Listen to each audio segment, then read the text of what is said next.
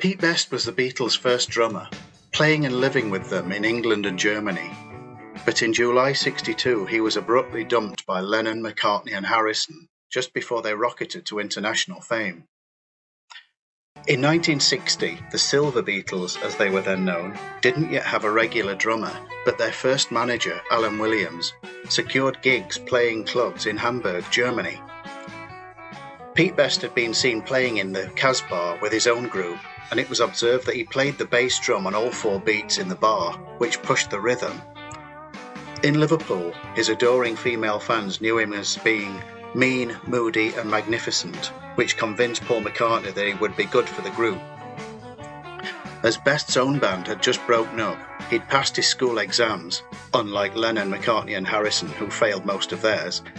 He was signed into the group and earned £15 a week, £400 a week today. Pete Best has been called the fifth Beatle, but this term has been applied equally to several people close to the band, such as their later manager Brian Epstein, producer George Martin, and Lennon's art schoolmate Stuart Sutcliffe, who couldn't actually play bass but still toured with them before leaving the band to pursue a career in art. Possibly due to a mugging in which both Lennon and Pete Best went to Sutcliffe's aid, fighting off his attackers before dragging him to safety, he started having violent headaches and sadly died of a brain hemorrhage in April 1962. Best got his swarthy looks from his mixed-race, Irish-Indian mother, who ran the Casbah coffee shop beneath their sprawling home. She was a powerful force, arranging a number of important early gigs and lending them a badly needed helping hand, but this came at the cost of having to contend with her overbearing nature. Lennon compared her bossiness to his own Auntie Mimi, and it has been said that the boys even used Pete just so that they had somewhere to play and practice. The handsome but shy 21-year-old was adored by female fans in Liverpool, and rumours started that the band were jealous of his looks and popularity. During a gig in Manchester, Lennon, McCartney and Harrison walked on stage to applause, but when Best walked on, the girls screamed. Afterwards, attentive female fans surrounded Best at the stage door, while the others were ignored after signing a few autographs. Lennon later called the accusations of jealousy a myth. The boys had had demos before, but in their first EMI studio session, Lennon, McCartney and Harrison met the aristocratic-like producer, George Martin. As a Royal Navy officer, had adopted the accent and gentlemanly social demeanour of that class. Martin and the studio engineers preferred replacing Best with a studio drummer for their upcoming second recording session on the 4th of September 1962, which was common practice at the time. But since their rejection by Decca Records in January that year, the boys were already considering dismissing Best from the group.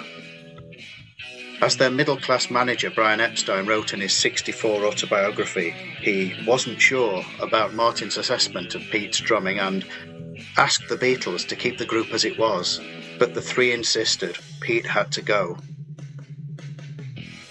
Part of the dilemma for Epstein that arose at the time, when the band had not yet achieved national success, but rather local status as a good band with limited income, was that Best was an asset at gigs, handsome and popular with the girl fans, putting on a good show, ensuring that venues would have a solid audience. However, the larger consideration was of the band having the best music producible for record sales. John, Paul and George ultimately decided that record sales and quality were more important than having a drummer for live stage performances who was more image than substance. But instead of telling them themselves to his face, they delegated the dirty deed to a very uneasy Brian. Brian summoned Pete to his office on the 16th of August, explaining uneasily that Ringo was to be his replacement, before dismissing him 10 weeks after the first studio recording session and only a fortnight before the all-important second one. According to Best, the awkward Brian Epstein told him he was not a good enough drummer and Ringo Starr was better. McCartney and Harrison have said that they wanted Ringo from the very beginning after he sat in with them at shows in Hamburg on several occasions when Pete was absent. Neil Aspinall, Best's close friend, who met him in the local pub after Pete's dismissal news, later asked John Lennon why he had fired Best, to which he characteristically replied, "It's got nothing to do with you, you're only the driver."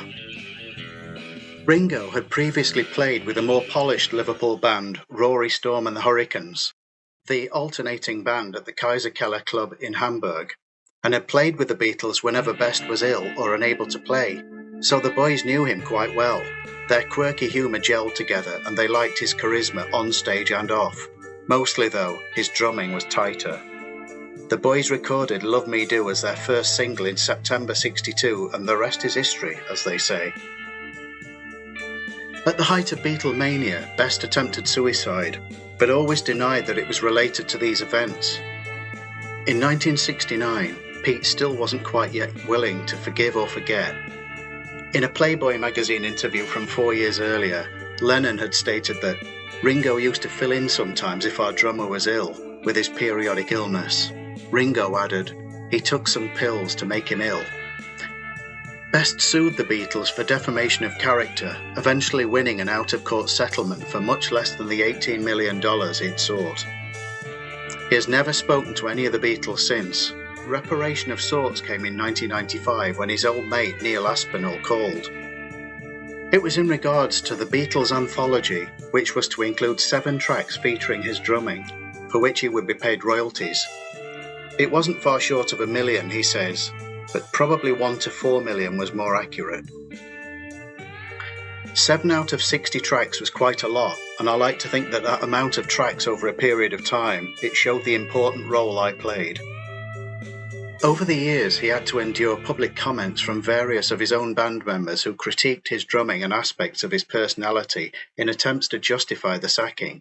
Best recalled, "You're the Beatle who got kicked out because you were crap, so there's always been a point where I've had to prove myself. I haven't yet talked about it.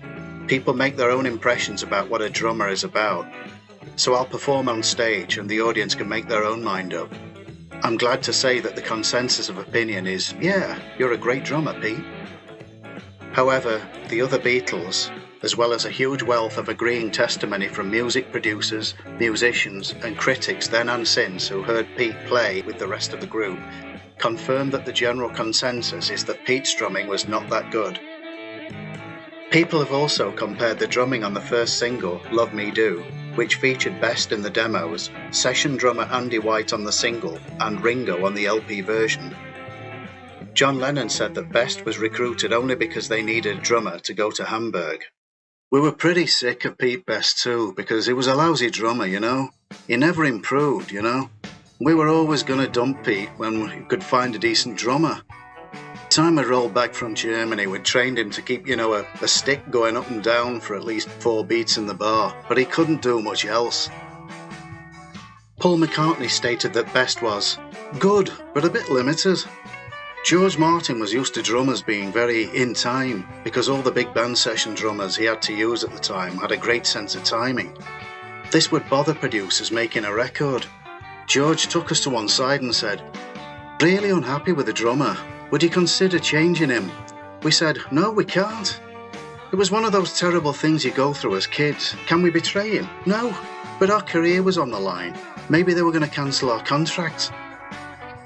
McCartney added, "The truth was, we just kind of all fell in love with Ringo's drumming. Ringo was in another band and we had Pete, and we used to see this other band. We said, God, that drummer's good. Pete couldn't do it and Ringo sat in for him, and behind us was this powerhouse." George Harrison too recalled preferring Ringo's drumming. He said, "Ringo kept sitting in with the band, and every time Ringo sat in with the band, it just seemed like this was it." Ringo, for his part, said, "I felt like I was a much better drummer than Pete was." In Cynthia Lennon's book, John, she wrote that while Lennon, McCartney and Harrison usually spent their off-stage time together in Hamburg and Liverpool, writing songs or socialising, Best generally went off alone. This left Best on the outside, as he was not privy to many of the group's experiences, references, laughter and in-jokes.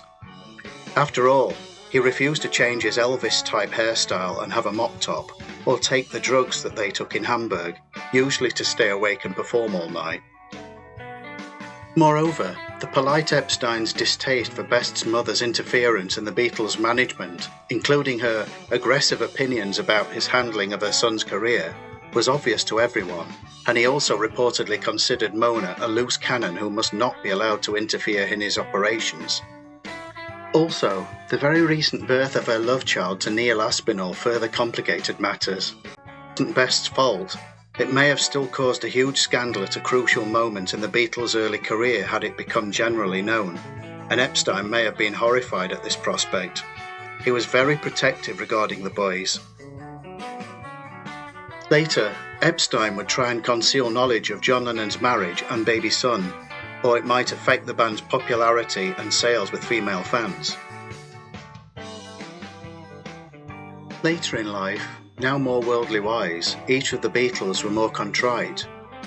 McCartney stated, "I do feel sorry for him because of what he could have been onto."